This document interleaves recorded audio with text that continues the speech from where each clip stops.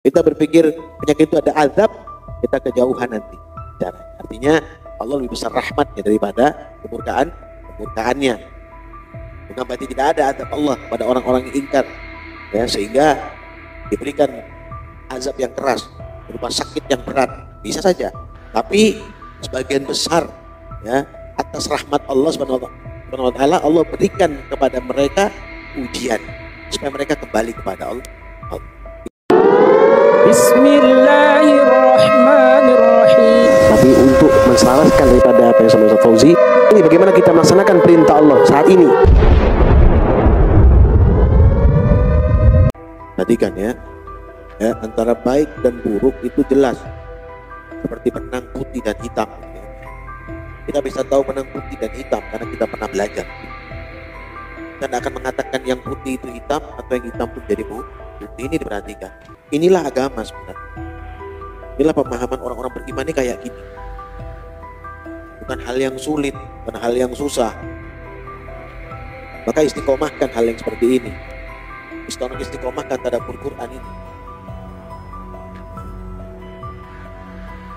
Dengan istiqomah maka banyak akan Allah berikan petunjuk. Jadi kita butuhkan 11 tadi. Istiqomah pastinya sana itu yang kalau maksud adalah takwa. Maka dengan takwa akan banyak adanya petunjuk. Ya. Petunjuk itu dekat di mana? Di hati. Allah petunjuknya di hati. Ya, di qalbah, di hati.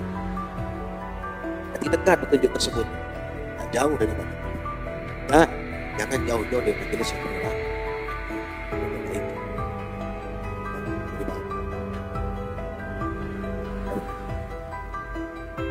Bismillahirrahmanirrahim. Assalamualaikum warahmatullahi wabarakatuh. Saudara, Berkenaan dengan surah At-Taghabun, bahwasanya tidak ada ayat 11 tadi, bahwasanya tidak ada suatu musibah yang menimpa seorang kecuali dengan izin Allah. Dan barang siapa beriman kepada Allah, Allah akan memberi petunjuk pada hatinya.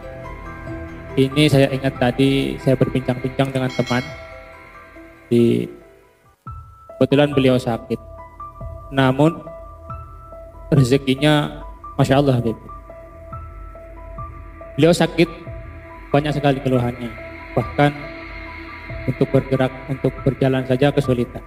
Sempat saya sindir tentang untuk mencari pembimbing supaya hatinya agak tenang. Namun karena beliau mungkin karena rezekinya Allah kasih kelebihan, sehingga lebih percaya kepada dokter. Kata beliau, setelah saya begitu tadi, beliau berkata bahwasanya dia lebih percaya kepada dokter karena dokter sudah men-scan seluruh badannya, seluruh anggota tubuhnya, dan dokter mengetahui mana saja yang mana saja yang perlu diobati.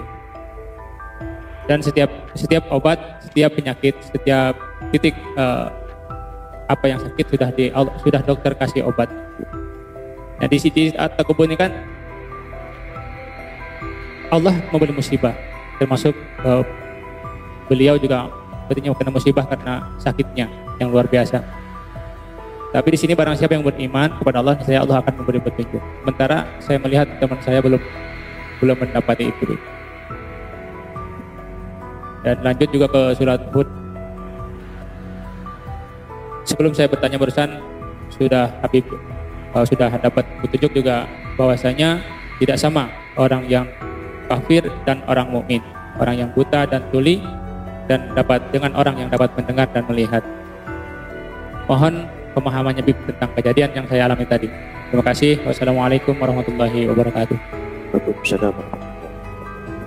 Semakin ulang Allah Taghabun ayat 11. Sini Allah berfirman, "A'udzubillahi minasyaitonir rajim. Ma asaba min musibatin illa biidznillah. Wa may yu'min billahi yahdi qalbah. Wallahu bikulli syai'in alim." Tidak ada suatu musibah pun yang menimpa seseorang kecuali dengan izin Allah. Sakit tadi itu dari Allah SWT. sakit bisa peringatan daripada Allah Subhanahu wa taala kepada hamba.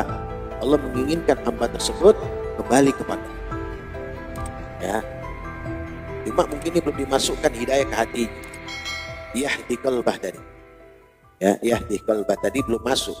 Petunjuk ke hatinya belum masuk. Kenapa? Mungkin dia lebih memilih ke arah medis. Sedangkan orang kok berpikir medis, ya, medis saja itu bermasalah. Pikirannya bermasalah malah. Ada dua hal, medis itu ikhtiar, laksanakan ikhtiar, memang perlu dan penting. Tapi kepasrahan kepada Allah itu jauh lebih penting. Dipahami ya? Ya. Wallahu bikulli syai'in alim. Allah mengetahui segala sesuatu. Apapun yang Allah tunjukkan kepada kita pada saat sekarang ini, ya, adalah bagian daripada tadi itu, yahdi qalbah. Petunjuk ke hati. Nah, kayak kalian nih, kita ini yang istiqomah setiap hari duduk di sini. Ya. Allah berikan kesehatan, Allah berikan ya sedikit ujian, sakit-sakit kecil. Batuk-batuk sedikit, ujian daripada Allah SWT kepada hamba. Akankah kita tetap istiqomah atau kita beristirahat hanya dengan penyakit sedikit? Penyakit ini ujian daripada Allah Subhanahu wa taala. Ya. Kita berpikir penyakit itu ada azab, kita kejauhan nanti. Dan artinya Allah lebih besar rahmatnya daripada kemurkaannya. Bukan berarti tidak ada azab Allah pada orang-orang yang ingkar, ya, sehingga diberikan azab yang keras berupa sakit yang berat, bisa saja.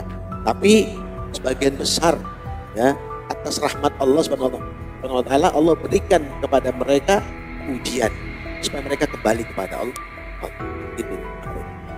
Jadi mungkin belum masuk yahdi qalbah tadi. Belum masuk ke dalam hatinya. Kenapa? Mungkin dan istiqomahnya kurang. Tetap ibadah sholat sudah dilaksanakan, tapi istiqomahnya kurang. Hanya Allah berikan ujian sakit itu supaya dia kembali istiqomah. Seperti itu. Jadi paham ya?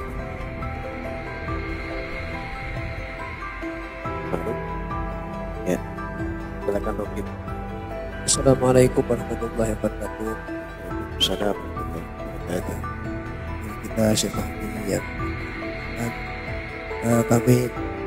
Saya mau bertanya tentang surat 256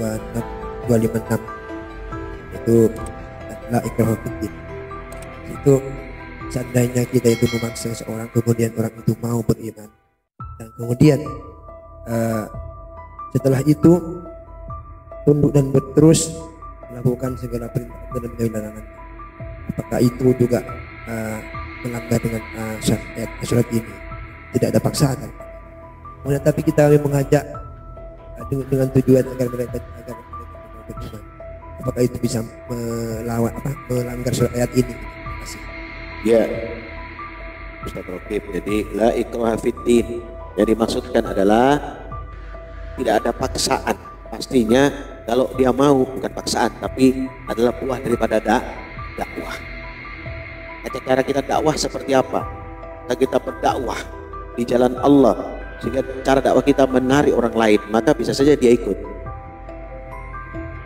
Tapi pada kenyataannya banyak pada saat sekarang orang tidak melaksanakan seperti itu, berdakwah dengan keras sehingga sebagian besar daripada orang-orang di luar sana menghindar gitu.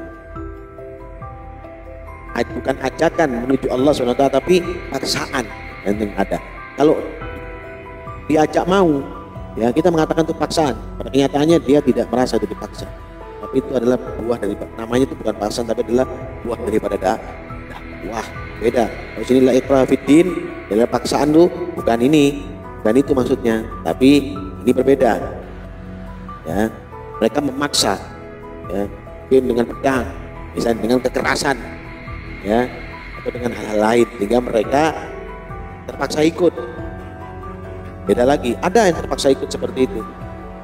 Tidak seperti itu pernah terjadi. Ya, pernah terjadi. Seperti ISIS itu kan melakukan seperti itu.